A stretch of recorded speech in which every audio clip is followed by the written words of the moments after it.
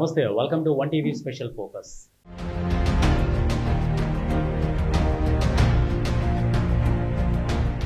ధర్మస్థల గత కొన్ని రోజులుగా దేశవ్యాప్తంగా మారిమోగిపోతున్న పేరు ఇది. కర్ణాటకలోని అత్యంత పురాతనమైన మంజునాథ ఆలయం ఉండే ధర్మస్థల ప్రాంతం ఇప్పుడు పెద్ద వివాదానికి కేంద్ర బిందువుగా మారిన సంగతి తెలిసిందే. గత దశాబ్దాలుగా ధర్మస్థల ఆలయ ప్రాంతం ఉజిరే గ్రామ పరిసరాల్లో అనేక మంది అదృశ్యమయ్యారని, ముఖ్యంగా మహిళలు, బాలికలు, పేదలు లక్ష్యంగా కేసులు నమోదయ్యాయని తెలుస్తోంది.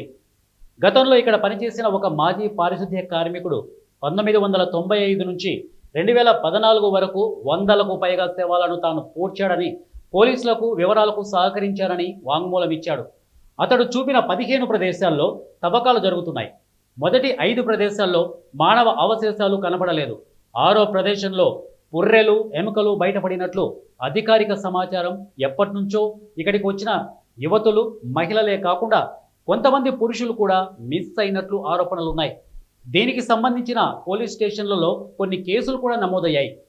కొన్నిసార్లు పోలీసులు కేసులు నమోదు చేయడానికి కూడా ఏమాత్రం అంగీకరించకుండా ఫిర్యాదు చేయడానికి వెళ్ళిన వాళ్ళనే బెదిరించి వెనక్కి పంపించిన అనేక ఆరోపణలున్నాయి. ఇక ఇప్పుడు మరో సంచలన విషయం వెలుగులోకి వచ్చింది. అదేంటి అంటే, ధర్మస్థలిలో 15 సంవత్సరాలుగా నమోదైన అసహజ మరణాల రికార్డులు మాయమయ్యాయి. ఇది ఇప్పుడు కలకలం రేపుతోంది. కర్ణాటక సర్కారు ధర్మస్థల మిస్సింగ్ వ్యవహారంపై సిట్తో సమగ్ర విచారణ చేయిస్తున్న తరుణంలో ఈ రికార్డుల మాయం కీలకంగా మారింది.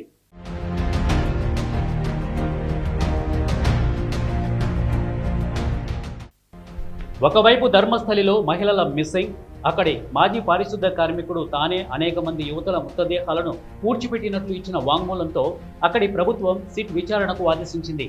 సిట్ విచారణలో భాగంగా పారిశుద్ధ్య కార్మికుడు తెలిపిన 16 ప్రదేశాలలో తవ్వకాలు మొదలుపెట్టారు. అయితే ఇప్పటికే 2 ప్రదేశాల్లో 2 మహిళలు మృతదేహం, అలాగే పాన్ కార్డు దొరకడంతో మృతదేహాలను నిర్ధారణ కొరకు ఫోరెన్సిక్ పంపారు సిట్ అధికారులు. ఇటువంటి తరుణంలో పోలీసు అధికారులు గతంలో ఇక్కడ నమోదైన మిస్సింగ్ కేసుల రికార్డులు ధ్వంసం చేశామని తెలపడం సంచలనంగా మారింది. సమాచార హక్కు చట్టం కార్యకర్త ఒకరు ఈ రికార్డుల మాయం విషయాన్ని వెలుగులోకి తెచ్చారు. ఇక బెలతంగుడి పోలీసులు ఒక పద్ధతి ప్రకారం 2000-2015 సంవత్సరాల మధ్య చోటు చేసుకున్న అసహజ మరణాల రికార్డులను తొలగించినట్లు చెబుతున్నారు. ఇక్కడ కీలక విషయం ఏంటంటే, ఈ సమయంలో ఎక్కువ అనుమానాస్పద మరణాలు ఆ ప్రాంతంలో చోటు చేసుకున్నట్లు చెబుతున్నారు. ఇక ఆర్టీఐ కార్యకర్త జయంత్ సిట్కు ఇదే అంశంపై ఫిర్యాదు చేశారు. ఒక యువతి మృతదేహాన్ని అక్రమంగా పాతిపెట్టడం తాను చూశానని, అక్కడే అధికారులు కూడా ఉన్నారు అని ఆయన చెబుతున్నారు. ఇప్పుడు అక్కడ మృతదేహాన్ని వెలికి తీయాల్సి ఉంది. జయంత్ గత కొంతకాలంగా ఆర్టీఐని ఉపయోగించుకొని ఆచూకీ గల్లంతు అయిన వ్యక్తులు, వారి ఫోటోలను పోలీసు అధికారులను అడగ్గా వాళ్ళు తమ దగ్గర ఉన్న సమాచారం అంటే వాల్ పోస్టర్లు, పోస్ట్ మార్టం రిపోర్ట్లు, నోటీసులు, ఫోటోగ్రాఫులు, పరిపాలనాపరమైన ఆదేశాల మేరకు వాటిని నాశనం చేసినట్లు పోలీసులు వెల్లడించారని అన్నారు. మరి ఈ వ్యవహారంలో ప్రభుత్వం ఎలా స్పందిస్తుందో చూడాలి.